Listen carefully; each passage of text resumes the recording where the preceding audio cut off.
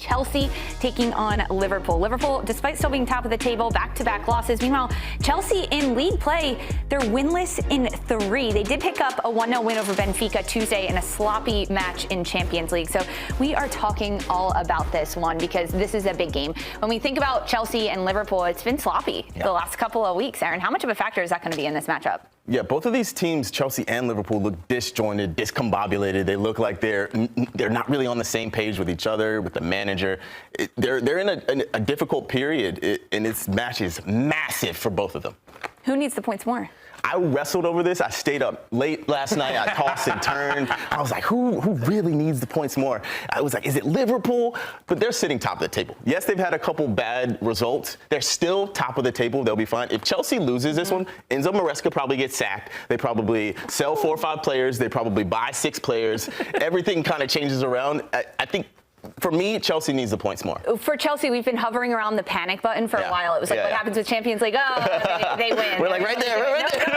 This might be the weekend. But for Liverpool, they're still trying to figure out how to fit the pieces in that they've brought in over the summer. This is a group that has brought in huge players, Florian Wirtz being the biggest one. And our UCL coverage of Jamie Carragher talked so much about how this is a team that needs to not start Florian Wirtz. But when you think about how this group has brought in different players, when you have a team that has so many new faces, why does it take so long to get them into the mix and on the same page? Yeah, I mean, look, 4 starters for me coming into it, that's quite a big shift. Normally, maybe 2 or 3 tweaks. 4 is a lot, so that takes time. And then for me, I've played with plenty internationals that have come into the league in England, and it does take time. And Stina Blackstenius always rings to mind when I think of that. You know, top player, superstar in the game now, but came from the Swedish league, and it's different tacticals. You're used to way more space. All of a sudden, WSL, you're playing against a low block. But credit to her, that, kept working and built herself up to one of the best in the WSL and Champions League. So I think it's a big call saying someone needs to be dropped, but I understand football's fickle game, and there's no. He's had a fair few games now, though. I think it's 7, if I'm right, coming in and no goals, 1 assist. So is it time for a change? Maybe we'll see it at the weekend. Tom, this transfer number for Florian Wirtz, he's not producing. Absolutely, and with the quality of depth and the quality of options at Liverpool, at Chelsea, at any team that is vying for top 4, top 5 in England, there are going to be other options. So him being dropped from the lineup, I think that should be happening. It gives him space to kind of reset. Maybe he comes in the second half as a sub when the game states are a little bit different, a little bit more favorable to him, and even just to protect him a little bit. We won't be talking if they lose or draw against Chelsea and he starts. That's going to be the storyline immediately, whether, why is he playing if he's not playing well? There are other options. He's being a little deferential in this attack, which I understand. If you're a new player coming into a team, you come into a champions, they need to be building it a little bit more around him or letting him be more comfortable to be you. That's why you got signed for so much money. That's why there were so many clubs who wanted to sign you. Just go be you. I think you can see it. I think now you can see the doubt starting to creep in with those kind of players, that if they don't get that early goal when you're at a new club to kind of win over the fans, win over us talking about it, it's a really difficult place to be in.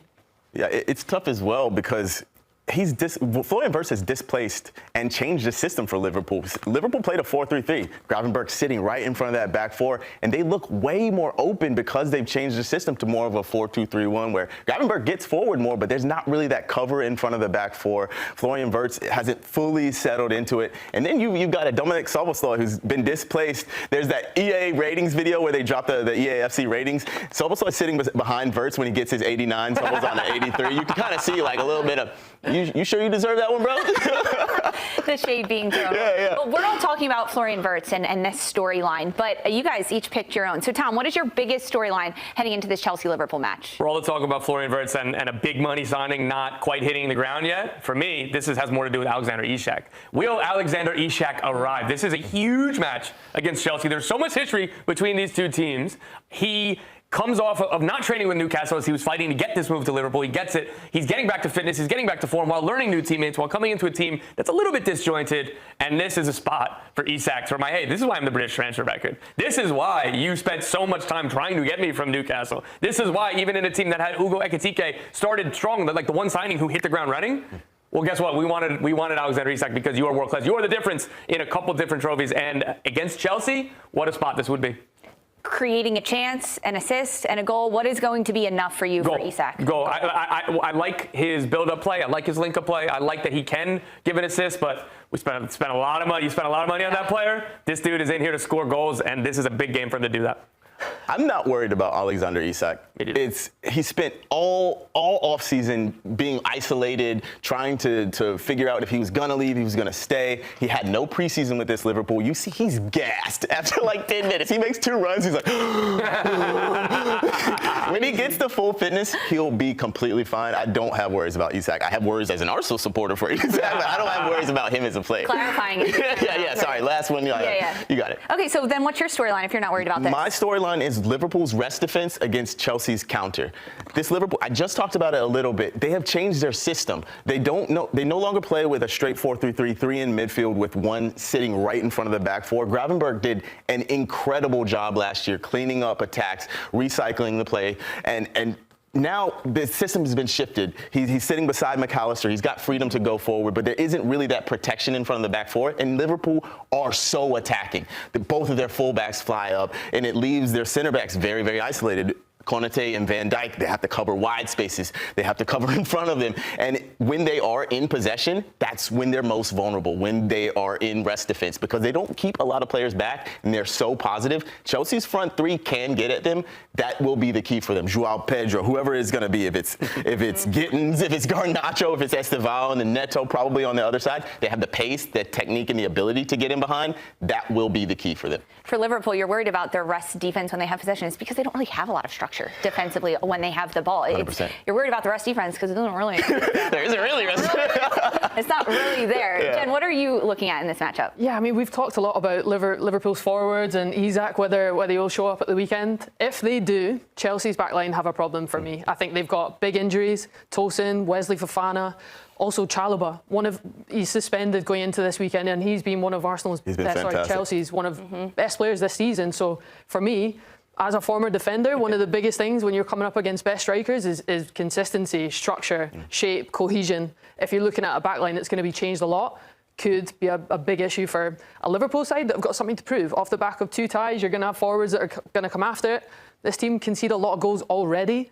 So injuries, red cards in the back line, a lot of changes could be problems for Chelsea. With all those changes, it does make for different starting lineups. So let's take a look at what Liverpool is projected to do in their starting lineup, because we've talked a lot about whether it's Isak or who is it going to be in the midfield. We really haven't talked a lot about Mo Salah, Tom. No. This is a player that has not hit his peak. He hasn't even met his average at this point.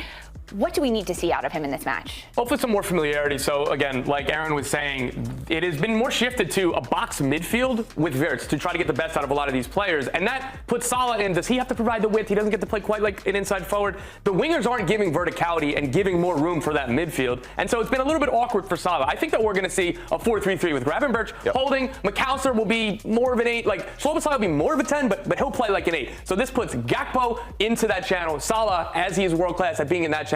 So this should be a moment for him to break through. And again, with Chelsea, they're going to sit deep. We know they are, and I don't blame them given the injuries that they have as well and the liabilities they have in their defense. But for Salah to get closer to Isak, that gets the best out of Frimpong, just bombing forward, rather than when you have that box and the 2 wide players aren't giving it a lot. You have to send a left back. You have to send your right back. And Gravenberch is getting a little bit further forward, and now you're worried about counters. So I think this will give the team more control that we were used to seeing under Arne Slot last season, and I think that should get the best out of Salah, even though it's sacrificing creativity in the middle to give Salah and Gakpo and the wingbacks their time to shine. And no Florian Wirtz in this projected I agree. And again, like it's on merit, and this isn't a sign that this was a bad signing. This isn't a sign he isn't going to work out. Liverpool need to use their entire squad. They're going to be playing essentially midweeks every week for most of the season between the league, cup competitions, and the Champions League. There's going to be changes. There's going to be rotation. This is modern football. This isn't about your first 11. This isn't about your first 11 plus 3 subs. You need an 18-man squad, more like 22, to get the best out of everybody in this team. Well, Chelsea's dealing with those same problems as well. If you think about João Pedro and his attacking presence in this matchup against Liverpool, who has to support him? It's got to be this front 3. Buonanotte is the one in there right now. Neto, Estêvão. Like I said, especially on the counter, this Chelsea team have to be on it, because Liverpool will have most of the ball. Chelsea will be sitting back for long periods of this game. These 2, have to have a massive match. There is so much pressure on these two coming in together and haven't really had a lot of time as a center back pairing. Kukurea is going to have a tough time up against Salah. Reece James, he's going to have a tough time up against Gakpo. But this front three is going to, the front four really, but Neto, Bonanote, Estêvão, whoever that three is, they will have to provide Pedro with the chances and really be efficient on the break. Be that first touch forward, being really progressive in what Chelsea wants to do. That's how they're going to hurt them. So we get to see this matchup this weekend, but now we get to give our predictions, Jen. I have to know. What's your score prediction in this one? I think based on Liverpool's past 2 performances and how hungry they will be to keep that top of the table spot, and Chelsea's problem in the back line, I'm going Liverpool 2-0. Oh, a shutout win. Yeah, shutout. Tom, are you happy with that? I would be happy with anything that ends with 3 points there on the red side. But for me, I think that there's going to be goals in this game. I do not trust the rest of defense. I do not trust Konate to not have a mistake. I still think Liverpool will take 3 points, but whether it's 2-1, 3-1, 3-2, Chelsea has a goal in this game at least. And if they take the most of their transition opportunities, if they take the most of when Liverpool are vulnerable, they can absolutely and honestly easily win this game. But I'm still going with Liverpool because they're due for a better performance. I'm also going with Liverpool. I think 3-1. They will concede a goal, I believe, but they just score so many goals. I think they're going to be hungry to get back on track. They'll pull out the 3 points. Funny thing, you mentioned Konate. I saw another thing online. Someone was like, I wonder if Konate has a Duolingo streak for Spain. And Duolingo responded and said he has a diamond streak in Spanish.